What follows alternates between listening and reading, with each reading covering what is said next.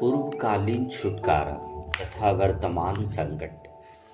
हे परमेश्वर, अब हमने अपने कानों से सुना, हमारे बाप दादाओं ने हमें यह बताया कि तू उनके दिनों में अर्थात प्राचीन काल में क्या काम किए हैं। तूने अपने ही हाथ से विभिन्न जातियों को खदेड़ा और इनको बसाया। तूने देश देश के लोगों का दमन किया और इनका विस्तार किया, क्योंकि न तो उन्होंने अपनी तलवार के बल से इस देश पर अधिकार किया और न ही उनके बाहुबल ने उन्हें बचाया, परंतु यह तो तेरे दाहिने हाथ और तेरी भुजा और तेरे मुख के प्रकाश से हुआ, क्योंकि तू उनको चाहता था। हे परमेश्वर, तू ही मेरा राजा है। याकूब के हित में विजय की आज्ञा दे। तेरे ही सहारे से हम अपने शत्रुओं को पीछे खदेड़ देंगे। तेरे नाम से हम अपने विरोध में उठने वालों को कुचल डालेंगे।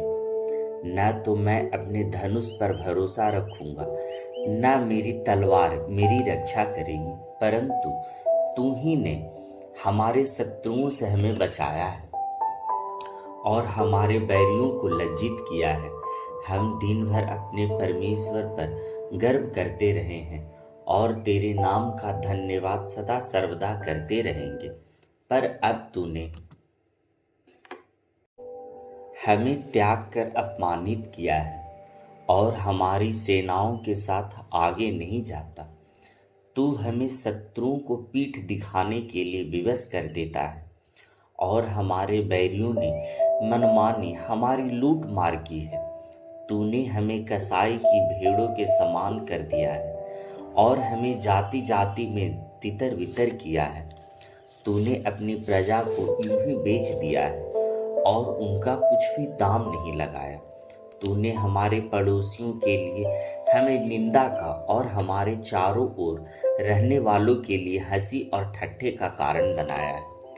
तू हमें सब जातियों के मध्य उपमा ठहराता है और देश देश के लोग सिर हिला हिलाकर हम पर हंसते हैं। दिन भर मेरा अपमान मेरे सामने रहता है। निंदा और ठट्ठा करने वालों की आवाज के कारण, शत्रु और बदला लेने वालों की उपस्थिति के कारण लज्जा ने मेरे मुख को ढांप लिया है। यह सब हम पर बीता, फिर भी हम तुझे नहीं भूले। न हमने तेरी वाचा के प्रति विश्वासघात किया है। हमारे मन न बहके, न हमारे कदम तेरे मार्ग से भटके, फिर भी तूने हमें कुचल कर गीदड़ों का स्थान बना दिया है और हमें मृत्यु की छाया से ढांप दिया है। यदि हम अपने परमेश्वर का नाम भूल जाते हैं या अपने हाथ किसी पराये देवता की ओर फैलाते हैं, तो क्या परमेश्वर इसे जान नहीं जाता? क्योंकि वह तो हृदय की गुप्त बातों को जानता है। परंतु हम तो तेरे लिए दिन भर घात किए जाते हैं। हम बद्ध होने वाली भेड़ों के समान समझे जाते हैं। हे प्रभु, जाग, तू क्यों सोता है? उठ, हमें सर्वदा के लिए त्याग न दे। तू क्यों अपना मुंह छिपा लेता है और हमारे संकट और सताए जाने को भूल जाता है? हमारा प्राण धूल में मिल गया है, हमारी देह धरती से लग गई है। हे मेरे पिता, हे मेरे परमेश्वर, हे यहोवा, हे सर्वशक्तिमान, उठ उठ खड़ा हो, हमारी सहायता कर और अपनी करुणा के कारण हमें छुड़ा ले। हे मेरे पिता, आपकी जय हो। आमीन।